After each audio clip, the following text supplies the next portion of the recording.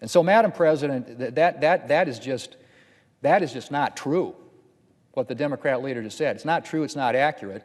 And frankly, I would think in the eyes of the American people, it's illogical to say that we have spent $3 trillion and we wouldn't want to take a look to see how that $3 trillion is being spent and whether it's being effective and whether it's being efficient, and then look at where do we need to do more before we rush headlong in there and just push another $3 trillion out the door. I think that's a rational way of looking at things that I think most of the American people would accept and believe that this is what we elected you to do. We want to make sure that you're taking our tax dollars and spending them as wisely and well as possible in an efficient and effective way. And by the way, just as a reminder to my colleagues, every dollar, Madam President, that we spend is borrowed from our children and grandchildren.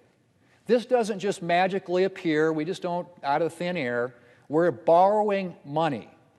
Now granted, money that we needed to borrow, particularly what we've already done. Everybody acknowledges we had a crisis, we had to put out the fire, and we've been doing that.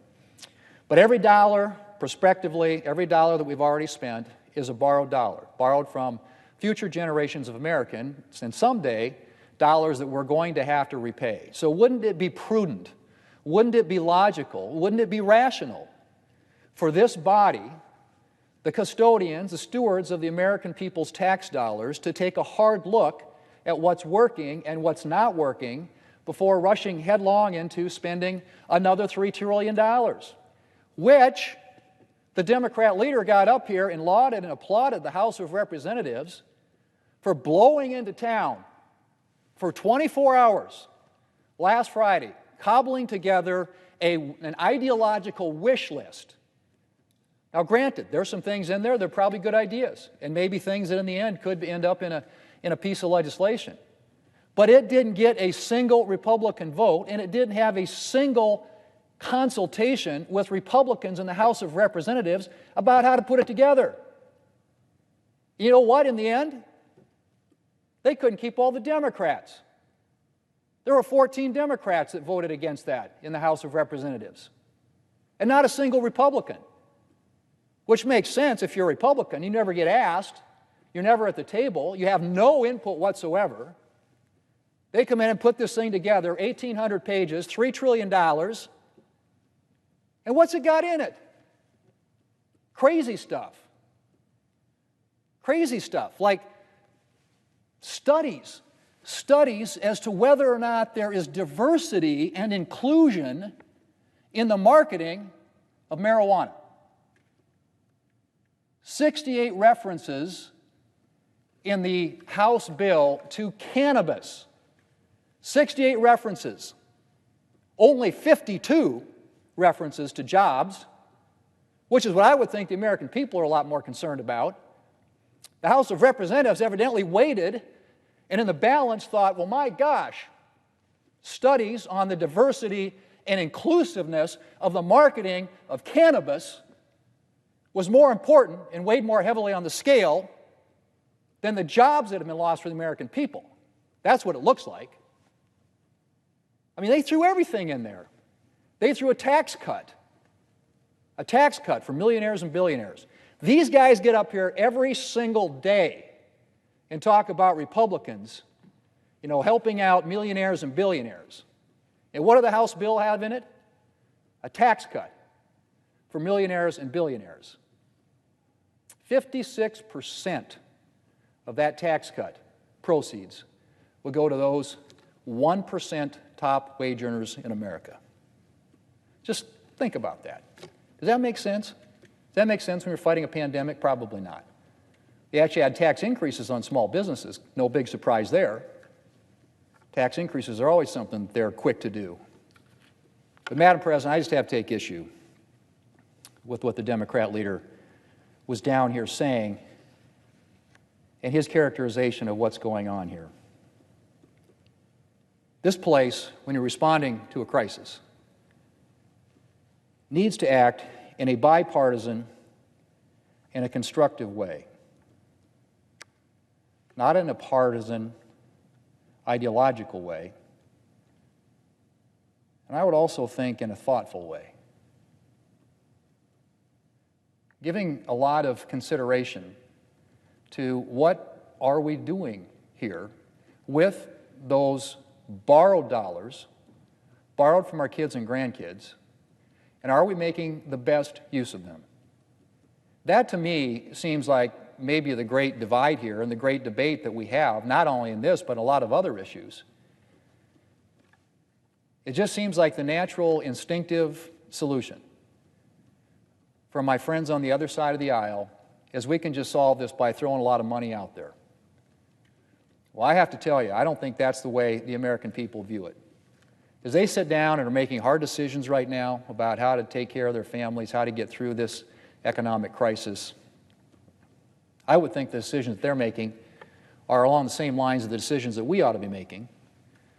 And that is, how are we going to spend our dollars wisely and well? How are we going to be efficient and effective? This isn't our money, this is the American people's money. This is a crisis, it needs a response. We have responded in a massive way relative to anything that's happened probably in history, for sure in history. $2 trillion, $3 trillion, I mean, I can't think of a single time. When we pass annual appropriation bills, they never get up to that level. We're talking about dollars on a scale like nothing we've ever seen before, because that's what was required.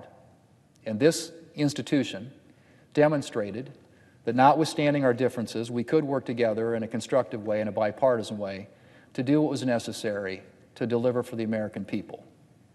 And we will do what's necessary to get the American people through this crisis. But please, please, can we do that in a thoughtful way, in a constructive way, in a bipartisan way, in a way that says, wow, let's actually sit down and think about what makes the most sense here. Let's see what's out there and what's actually worked. The Paycheck Protection Program arguably has worked really well.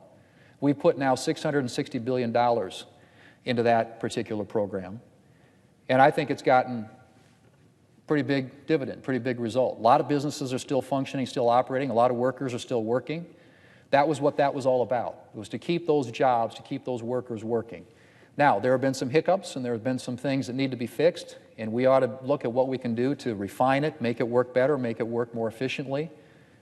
Same thing's true of a lot of the dollars that go out to state and local governments, and we have $150 billion in the pipeline that have gone out to state and local governments, many of which, I might add, are probably going to need help, particularly with revenue replacement. But there's a lot of dollars in the pipeline out already, in addition to the $150 billion that we've done for state and local governments, that went out in previous versions, previous legislation. Of the 4 bills that we passed, the total sum now of dollars that have gone to state governments is about $500 billion, or $500 billion. So it's not just the $150 billion that we put out, but a lot of that's still in the pipeline.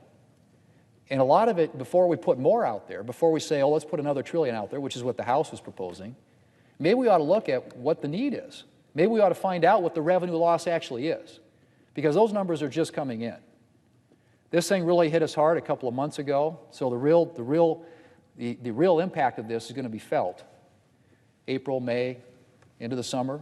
But as things start to open up again, hopefully we gradually climb out of this, and those numbers start to improve. Those horrible unemployment numbers, those horrible revenue numbers at the state level, those start to come back. We start to see the economy get going back in a more normal direction. But before we rush out there with another several trillion, and who knows, Madam President, who really knows at what point you hit the wall when it comes to borrowing?